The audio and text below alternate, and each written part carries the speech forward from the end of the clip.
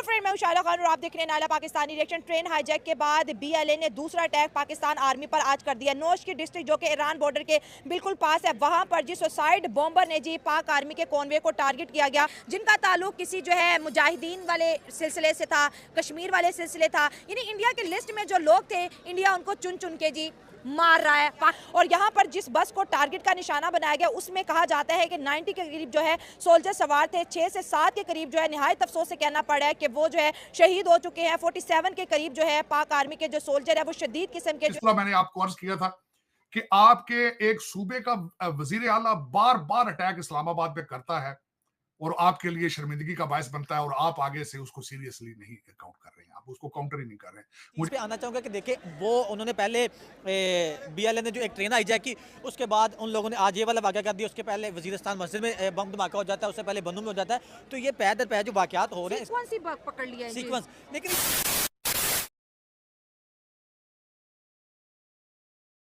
नमस्कार दोस्तों, जय हिंद। वीडियो शुरू करने से पहले अगर आपने हमारे चैनल को सब्सक्राइब नहीं किया है तो आप सबसे अनुरोध है, प्लीज हमारे चैनल को सब्सक्राइब करें और हमारे वीडियो को लाइक करें। आइए हम पूरी वीडियो देखते हैं। बाद बीएलए ने दूसरा अटैक पाकिस्तान आर्मी पर आज कर दिया। नोश की डिस्ट्रिक्ट जो कि ईरान बॉर्डर के बिल्कुल पास है, वहां पर जी सुसाइड बॉम्बर ने जी पाक आर्मी के कॉन्वे को टारगेट किया गया। और यहाँ पर जिस बस को टारगेट का निशाना बनाया गया, उसमें कहा जाता है कि 90 के करीब जो है सोल्जर सवार थे। 6 से 7 के करीब जो है निहायत अफसोस से कहना पड़ रहा है कि वो जो है शहीद हो चुके हैं। 47 के करीब जो है पाक आर्मी के जो सोल्जर है वो शदीद किस्म के जो है इंजर्ड है। बात ये हो रही है कि जी बीएलए एक के बाद एक हमला कैसे करे। ये हमारी बहुत बड़ी जो है सिक्योरिटी फेलियर भी है कि हम जो है बलोचिस्तान में बीएलए को कंट्रोल नहीं कर पाए। कभी हम बीएलए का ताल्लुक इंडिया से जोड़ते हैं तो कभी अफगानिस्तान से जोड़ते हैं, लेकिन बीएलए ट्वीट पे ट्वीट करके ये दुनिया को बता रहा है कि भाई इस वक्त अफगानिस्तान हो या फिर जो है बलोचिस्तान हो या फिर जो है इंडिया, हम तीनों को जी अपडेट कर रहे हैं कि बलोचिस्तान में इस वक्त जो है बीएलए ने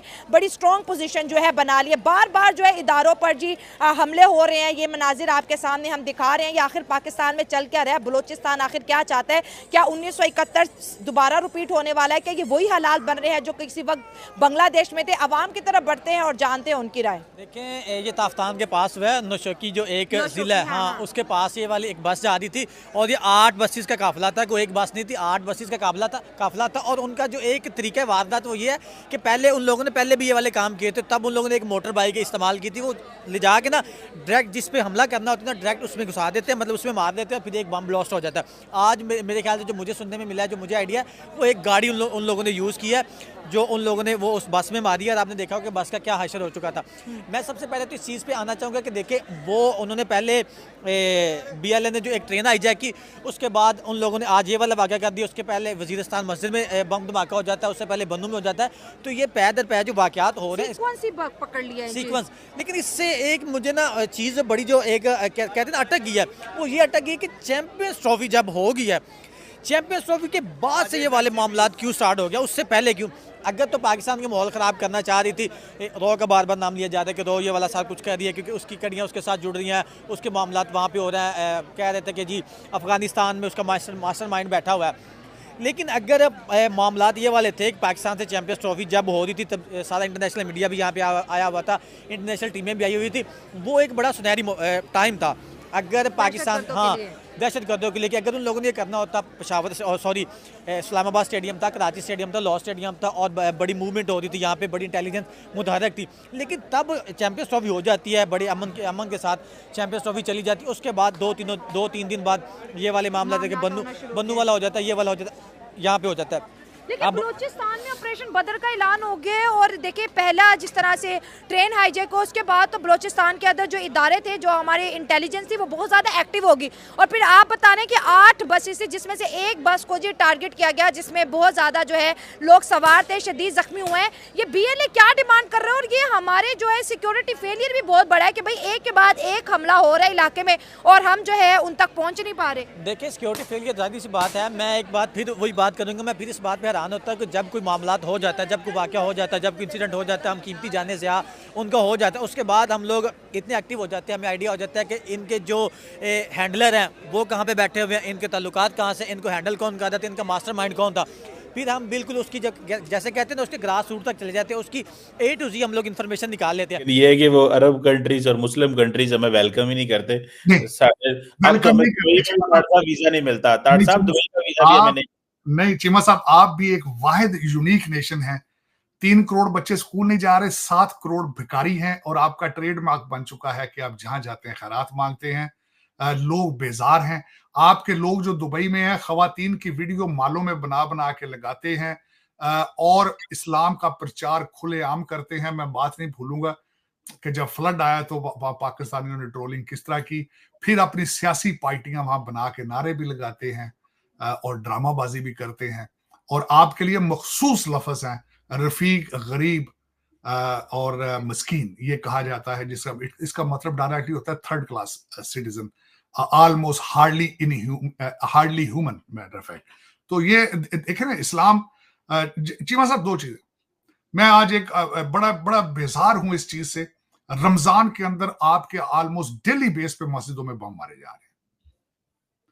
किसी दूसरे इस्लामिक कंट्री के अंदर ये नहीं हो रहा है, किसी दूसरे कंट्री के अंदर, ना भारत में, मलेशिया में, इंडोनेशिया में, बल्कि अफगानिस्तान में भी नहीं हो रहा है जो आप कर रहे हैं, क्योंकि आपको पता ही नहीं इस्लाम क्या चीज है। आप खुदा के घर को भी अगर स्पेयर नहीं कर रहे तो imagine what kind of Muslim you are.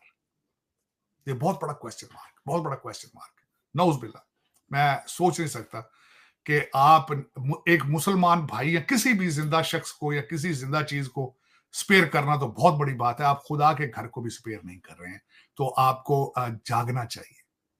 खुदारा ये लोगों को नमाज तर्जमे के साथ सिखाएं, इनको अस्सलामु अलैकुम का मतलब सिखाएं कि जब तुम सलामती की दुआ करते हो उसकी कमर में छुरी नहीं मारनी चाहिए। रमजान का मतलब सिर्फ डाइटिंग प्लान नहीं है चीमा साहब, आंख का रोजा, सोच का रोजा है। बात तो सही है ताड़ साहब, डाइटिंग प्लान नहीं है। और सही बात है कि हमने रमजान तो फिर हम, आपको पता है, मुनाफाखोरी में ही हमारा चलता है ज्यादातर। हमें रमजान के स्पिरिट का तो नहीं पता। अब तो आहिस्ता आहिस्ता चीमा साहब, आज दुख वाली बात है, बल्कि रोजों में आपकी दहशतगर्दी ज्यादा बढ़ गई है। रमजान के अंदर दहशतगर्दी मजीद बढ़ गई है। ये आपका इस्लाम और रमजान से मोहब्बत का आपका ये देखे इजहार किस तरह है, ऐसे ही किस तरह इजहार करेगा। सही कह रहे हैं ताड़ साहब। और ये कहते हैं अपने आपको मुसलमान है, दहशतगर्दी बढ़ गई है, बंदे मारी जा रहे हैं, और हर बंदा जो दूसरे बंदे को मार रहा है वो ये कह रहा है ये जहन्नमी है, मैं जनती हूँ, मैं शहीद हूँ, मैं शहीद हूँ, ये मैंने जहन्नमी मारा है। ये फार्मूला ताड़ साहब। चीमा साहब, किसी इंसान को क्या, किसी जानवर को भी मारना इन्हें पता, जानदार चीज को भी तकलीफ देना कितनी एक सख्त गुनाह है या कितना बुरा एक्ट है। किसी का माँ का बच्चा, किसी बीवी का हस्बैंड, किसी बच्चे का बाप मारना और कहना ये जानवी है। आपको वीडियो कैसा लगा और आप इसके बारे में